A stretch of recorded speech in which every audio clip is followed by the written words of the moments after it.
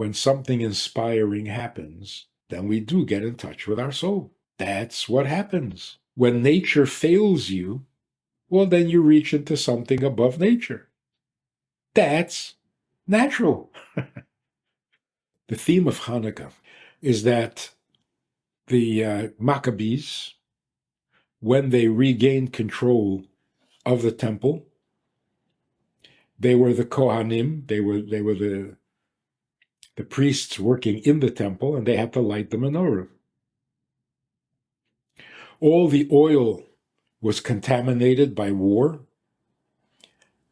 and they could have used it to light the menorah because that's all there was, but they refused. They refused to use contaminated oil.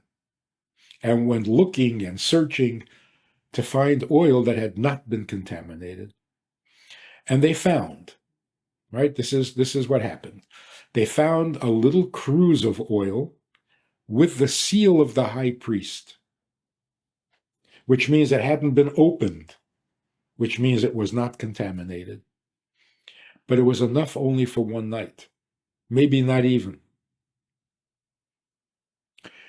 Miraculously, it lasted 8 days until they were able to make fresh oil.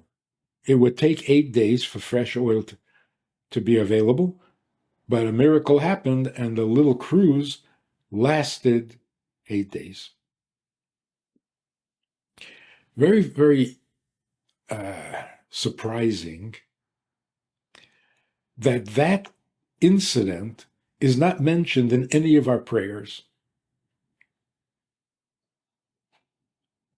The prayers of Hanukkah describe in great detail the miracle of the war that the Maccabees fought with the Greek-Assyrian army. But there's no mention of the miracle of the oil. We know there are 8 days of Hanukkah because the oil lasted 8 days. And yet it's never mentioned explicitly. Why would that be? Could be that the reason is, although we call it a miracle, and technically it is a miracle, the real miracle was that the people would not accept the compromise of using contaminated oil. When you refuse to compromise, you have only one option, and that is to dig deeper in yourself, to reach deeper into yourself, to that place where contamination doesn't go. Can't be contaminated. If you get in touch with that part of you that cannot be contaminated, you find untouched oil with the seal of the high priest, which is as holy as you can get. Now, when you tap into that part of your soul, it will light up your life forever. And it's not a miracle. That's the nature of the soul. So what happened there with the oil, is it a miracle? Or is that the true nature of the innocence of our soul? If you tap into the innocence of your soul, you are innocent forevermore, because it can't be contaminated.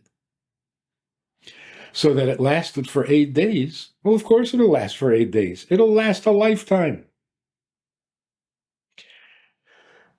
So to suggest that this is really the true nature of our soul, we don't explicitly mention that the burning of the oil for 8 days was supernatural.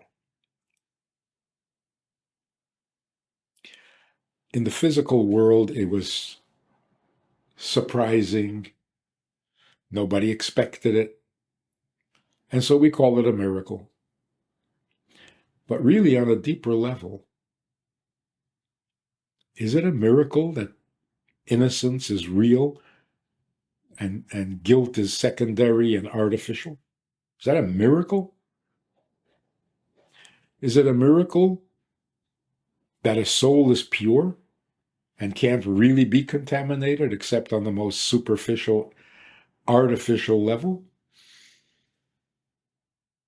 The miracle is that we don't always get in touch with our soul.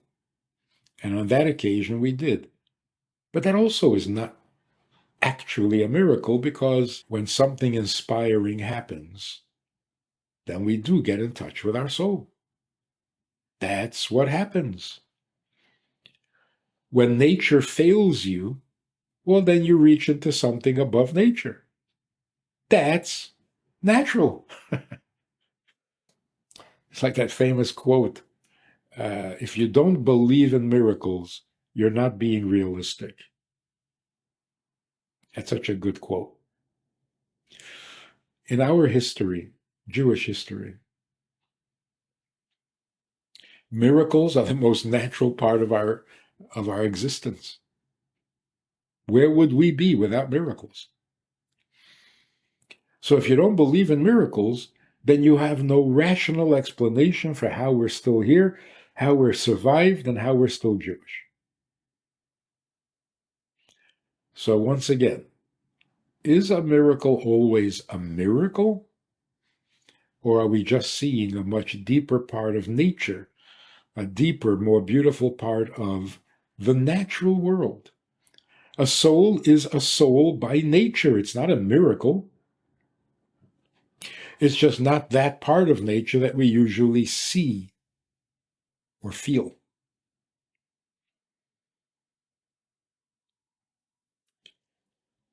But is it really otherworldly? No, that's who we are. That's what we are. So when we tap into it because of a great experience, like the victory of the war, of the victory of the few over the many, the weak over the strong, and so on, which they said could never be done, when that happens, of course our soul is suddenly revealed. Of course we become conscious of something deeper about ourselves. That's who we are. Not a miracle. And that's what it means to celebrate the miracle. See, if it's a miracle, in the full sense of the word, something otherworldly, something beyond, well, when it happens, it's fantastic. But how can you celebrate it later, like 2,000 years later? The reason we can celebrate these miracles is because the miracle only revealed what we truly are naturally. There's the nature of the body. There's the nature of the soul. There's the nature of the mind. The nature of the mind is a science. You don't see it, but you can figure it out. How the brain works, what the brain does. Same is true with the soul. So on occasion, we tap into our soul. And what do we feel? What do we see? That we are here to serve our Creator. That's what our soul was told when it was first sent into this world. You're going down into the lowest world to serve your Creator. Don't forget. But we do forget because of birth trauma or whatever.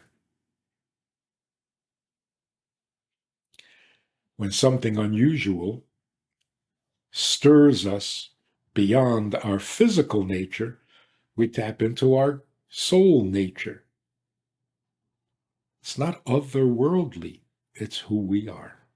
And so we can celebrate it even 2,000 years later. So if you don't have a menorah